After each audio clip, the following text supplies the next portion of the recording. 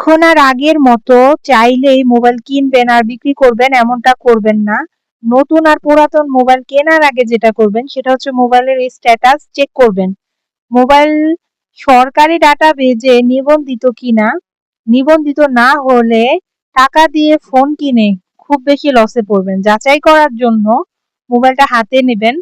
হাতে নিয়ে *16161 হ্যাশ চেপে ডায়াল করে তারপর দেখবেন একটা ডায়লগ বক্স আসবে, সেখানে ১ নাম্বারে আছে স্ট্যাটাস। এখানে ১ উঠিয়ে সেন্ড বাটনে ক্লিক করুন, তারপর আবার একটা ডায়লগ বক্স আসবে, সেখানে যে ফোনটা কিনতে চাচ্ছেন সেই ফোনের IMEI নাম্বার লিখবেন। তারপর আপনাকে মেসেজের মাধ্যমে জানিয়ে দিবে আপনার এই ফোনটা নিবন্ধিত কিনা। নিবন্ধিত না হলে ওই ফোন ব্যবহার করা যাবে না।